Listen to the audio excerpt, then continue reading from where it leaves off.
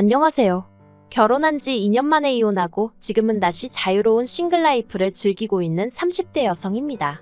다진한 과거 이야기는 해서 뭐하나 싶어 주변 친한 친구들에게도 이랬다 저랬다 말한 적이 없었는데 며칠 전 남편한테 뜬금없는 연락을 받고선 황당하기도 하고 어이없기도 하고 그래서 이렇게 제 이야기 좀 해볼까 합니다.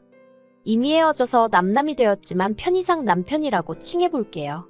남편하고는 제 나이 29의 지인의 소개로 만났고 당시 저는 직장을 다니는 평범한 회사원이었죠. 사실 남편에게 처음부터 호감을 가졌던 건 아니었어요. 비록 10분이긴 했어도 약속 시간보다 늦게 나온 것도 마음에 들지 않았고 저는 제가 키가 작다 보니 남자는 키가 어느 정도는 컸으면 했었거든요. 그리고 소개팅을 주선했던 지인 말로는 남편 키가 180 정도라고 했었고요.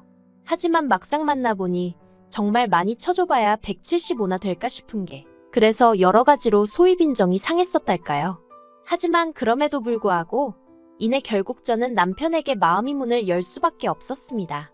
왜냐하면 남편이 무척이나 저에게 적극적으로 다가오기도 했고 어떻게든 제 마음에 들기 위해서 노력하는 게 느껴졌거든요. 그런데 그렇게 남편과 연애한 지 1년쯤 되던 때였어요. 사실 당시 저는 친정아버지는 오래전 돌아가셨기에 친정어머니와 단둘이 살고 있었거든요. 이 부분은 남편도 연애 초 때부터 알고 있었고요. 아무튼 그러다 하루는 친정어머니가 저를 붙들고 진지하게 하실 이야기가 있다고 하셨습니다. 그런데 왜 그런 느낌 있잖아요. 상대방의 눈빛만 보고도 보통 일은 아니구나 싶은? 그날 제가 딱 그랬어요. 친정어머니의 목소리가 전에 없이 불안하고 뭔가 두려움에 가득 차 있는 것 같았거든요. 그리고 어째서 이런 슬픈 예감은 빗나가는 일이 없는 건지 친정어머니가 어렵게 꺼내신 이야기는 충격 그 자체였습니다. 췌장암이라고 하셨으니까요. 원래는 제가 신경 쓸까 그게 걱정되어 끝까지 숨기려고도 하셨답니다. 하지만 막상 그러려니까 저만 보면 눈물이 차올라서 감정 조절이 안 되시더래요. 그리고 저는 그런 친정어머니를 보면서 제 자신이 몹시도 한심하고 증오스럽기까지 했어요. 그제서야 전에 없이 마른 친정어머니의 몸이 노랗게 떠버린 얼굴이 눈에 들어왔으니까요. 그나마 핑계라고 하면 당시 반년 이상을 제가 회사 일로 친정어머니와 살던 고향집을 떠나 있었다는 거. 하지만 설령 남들이 저를 이해한다고 해도 제가 제 스스로를 용서할 수가 없었네요. 아무튼 그리고 1년 후 친정어머니는 결국 세상을 떠나셨어요. 그리고 저에겐 친정어머니께서 생전 안 먹고 안 입고 모으셨던 몇 억의 목돈이 생겼습니다. 저는 이 돈을 단 한 푼도 허투루 쓰고 싶지 않았기에 그냥 그대로 통장에 넣어두었고요. 한편 친정어머니까지 돌아가신 이후로 저는 소위 어디다 마음을 두어야 할지 모르겠더라고요. 회사에 가도 일이 제대로 손에 잡히지 않았고 식욕도 거의 느끼질 못해서 2달 사이에 5kg 넘게 살이 빠졌죠. 그러자 이제 제 사정을 아는 주변 사람들이 이러다 저까지 큰일 나겠다면서 저한테 남편이랑 결혼을 하는 건 어떻겠냐 그런 이야기를 하는 거예요. 가정을 꾸리면 좀 안정이 될 거라면서. 그리고 남편도 그런 마음이었던 건지는 모르겠지만 아무튼 하루는 제가 이렇게 무너지는 걸 더는 볼 수 없다면서 결혼하자고 저에게 프로포즈를 해왔습니다. 저는 남편과 연애를 하면서도 사실 결혼까지는 생각해 본 적이 없었는데 그렇지만 그때는 솔직히 말하자면 감정이 좀 복받치는 게 있었어요. 부모님 2분 다 떠나시고 이제 나에겐 이 남자밖에 없다 그런 생각도 아닌 게 아니라 들기도 했고요. 그래서 남편과 부부의연을 맺게 되었죠. 하지만 막상 프로포즈까지 받고 결혼 준비를 하나씩 시작해보니까 그동안 내가 이런 남자랑 사귄 건가 싶을 정도로 솔직히 생각지도 못한 혹은 제가 예상했던 것과는 다른 부분이 너무나 많았습니다. 일단 시작은 직장이었어요. 남편은 늘 입버릇처럼 말하기를 자기가 모기업에서 IT 개발자로 일하고 있다고 했는데 실은 개발자까지는 아니고 개발자들이 모여있는 사무실에서 그 사람들이 업무에만 집중할 수 있도록 잡일을 도와주는 그런 정도더라고요. 솔직히 알고 나선 어이가 없었어요.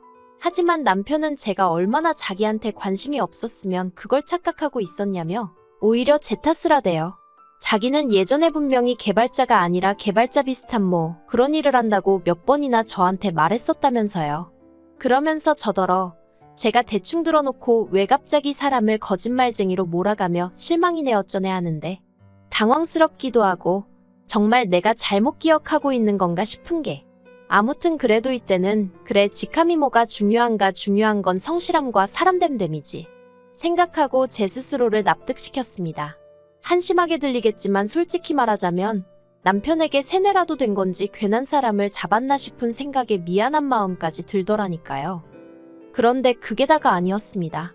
남편은 시부모님께서 제가 다른 건 다 마음에 드는데 고아라는 게 마음에 걸린다며 저희 결혼을 탐탁치 않아 하신다 뭐 그런 이야기를 전해왔는데 물론 친정아버지야 일찍이 돌아가셨지만 친정어머니는 제 나이 30이 넘어서야 돌아가셨는데 그것도 고아라고 하나 싶기도 하고 그래서 이때 저는 고민 끝에 남편에게 헤어지자고 했어요.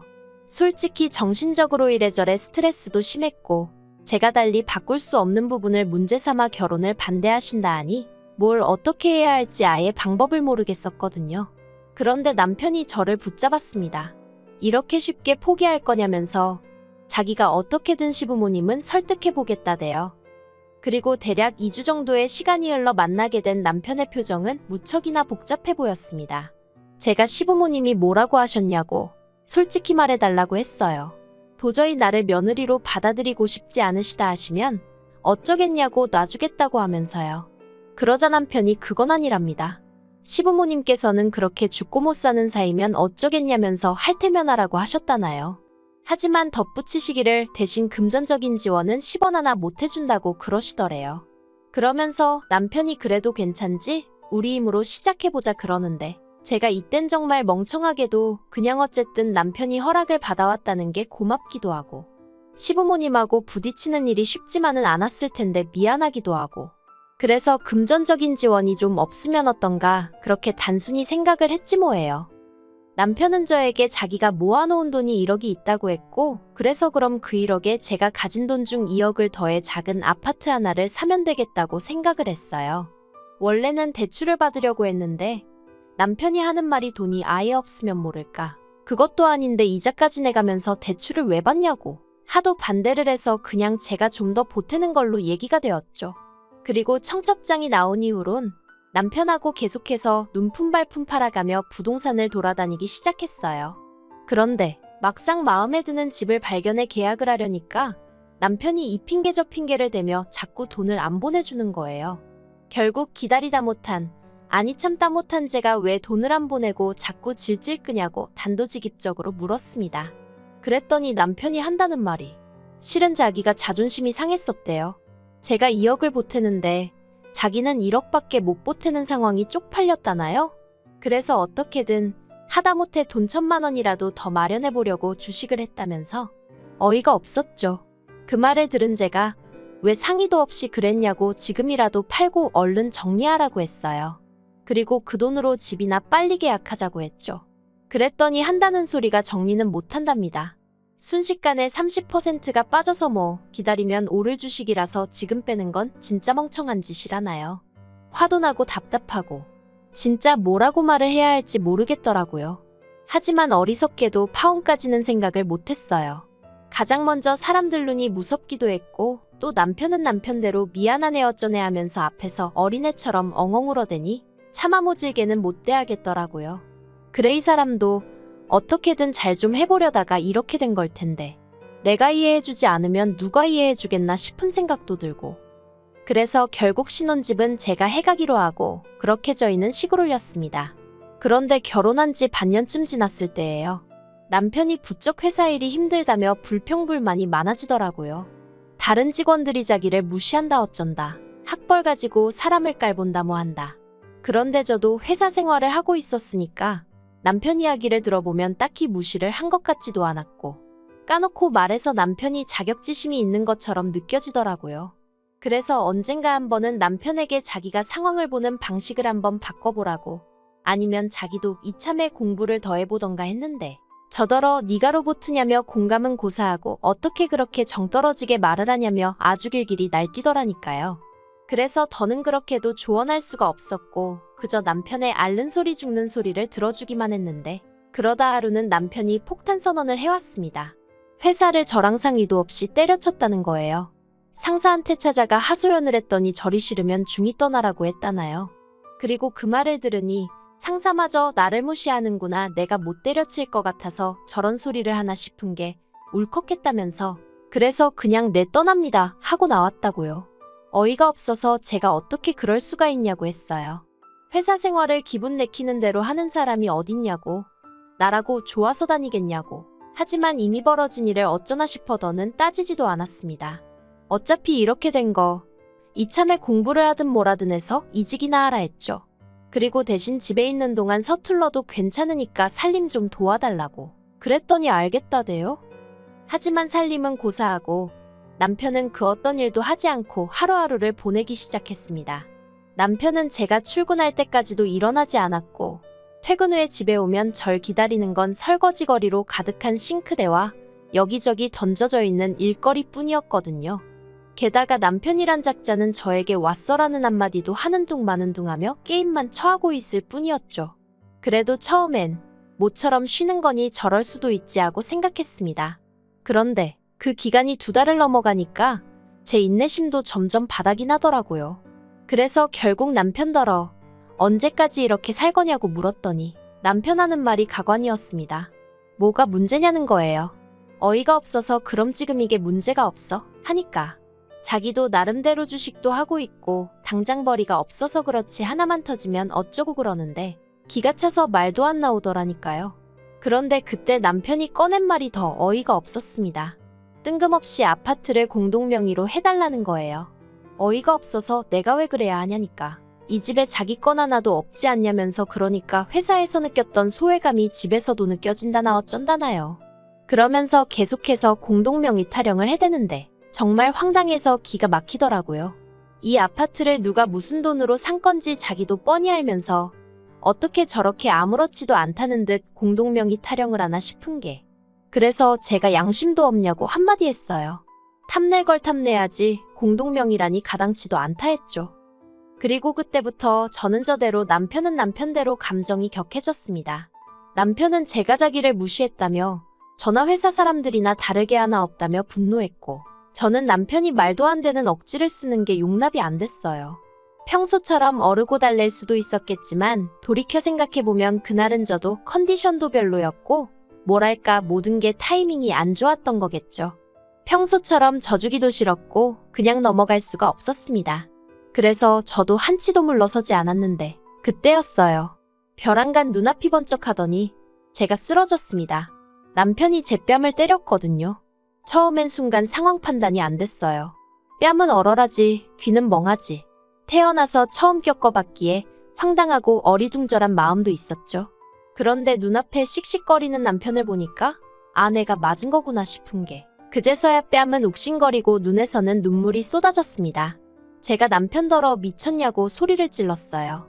그랬더니 남편이 네가 먼저 열받게 했잖아 하는데 전형적인 찌질남이 내 남편이구나 하는 생각이 퍼뜩 들더라니까요. 그리고 그제서야 결혼할 때부터 거짓말한 거, 돈 문제로 사람 속인 거, 시부모님이 어째서인지 매번 저한테 미안하다 하신 거. 말이 나와서 말이지만 그렇게 저를 반대하셨다는 남편 말과 달리 시부모님은 늘 저를 보면 안쓰러워하시고 미안해하셨어요. 그래서 그땐 반대하셨던 게 마음에 걸리셔서 저러시나 보다 생각했는데 돌이켜 생각해보니까 시부모님은 어쨌든 당신들 아들이 개차반인 걸 알고 계셨던 게 아닌가 싶기도 하고 아무튼 회사를 때려친 이후로는 저한테 기생하며 카드값을 내달라고 하는 것도 부족해서 집 공동명의까지 탐내다니 내가 왜 이런 인간에게 당하면서 살아야 하나 싶대요. 그래서 지금 나 때렸냐고 고맙다고 그랬어요. 이한대로 우리 결혼 생활은 여기서 끝났다 생각하라고 했죠. 그리고는 핸드폰 챙겨서 바로 화장실로 도망쳤고 덜덜 떨리는 손으로 경찰을 불렀습니다. 이후로는 남편이 동네가 떠나가라 악을 써댔지만 결국 제 집에서 나가게 되었죠. 그리고 그 일이 있고 며칠 뒤 남편에게 연락이 왔습니다. 자기가 반성 많이 했다면서 마지막으로 한 번 만나서 얘기 좀 하자 하던데 설마 했지만 결론부터 말하자면 역시나였어요. 남편이 기껏 한다는 소리가 부모님도 다 돌아가신 마당에 제가 이혼까지 하면 사람들이 저를 얼마나 깔볼지 저더러 모르겠냐 했거든요. 네 팔자가 세니 어쩌니 그러면서 사람들이 쑥덕거릴 텐데 너 괜찮겠어? 회사에는 뭐라고 얘기할 건데 그러는데 이 사람 정말 비열하구나 싶은 게 치가 떨리면서 사귈 땐 왜 몰랐을까 하는 후회뿐이었죠. 아무튼 카페에서 만나 그런 이야기를 나누고 있었는데 전 도저히 그런 남편을 용서할 수가 없었고 그래서 마시고 있던 과일 주스를 그대로 남편 얼굴에 끼얹어 버렸습니다. 그랬더니 딸기니 뭐니 안에 들어있던 과일 찌꺼기가 그 사람 머리와 안경에 들러붙어 있는데 그 꼴이 우습기나 돼요. 사실 마음 같아선 저도 그 사람 귀싸대기 한 대 시원하게 갈겨주고 싶었죠. 하지만 그러면 이혼할 때 저한테 불리한 일이 있을 것도 같아서 그렇게는 못했어요. 한편 주스 세례까지 받고 악에 바친 남편이 저에게 욕을 퍼부어댔고 결국 카페 사장님이 경찰을 부르고 나서야 저는 남편에게서 벗어날 수 있었습니다. 그렇게 서로 밑바닥까지 다 보여주고 나니 이혼은 오히려 쉽게 했어요. 결혼 생활이 짧아서 위자료 같은 건 못 받았고 그나마 위로가 되었던 건 그 과정에서 남편 재산을 알게 되었는데 주식에 넣었다던 1억은 2천도 안 남아있더라는 거죠. 어머님 아버님은 당신들이 다 뜯어 고쳐놓겠다며 지금이라도 다시 생각해보면 안 되겠냐 저를 설득하려 드셨지만 오히려 그런 어머님 아버님이 더 얄미웠어요. 당신들 아들이 그 모양인 거 뻔히 알면서 또 나한테 떠넘기려고 하시나 싶은 게 그래서 그나마 좀 찜찜한 마음이 있었는데 다 털어버릴 수 있었죠. 그런데 황당하게도 제가 이렇게 글을 쓰게 된 이유이기도 하고요. 엊그제 남편한테 연락이 왔더라고요.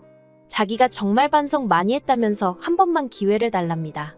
새 출발하고 싶다면서 그리고 저에게 무슨 든든한 버팀목이 되어주겠다나요?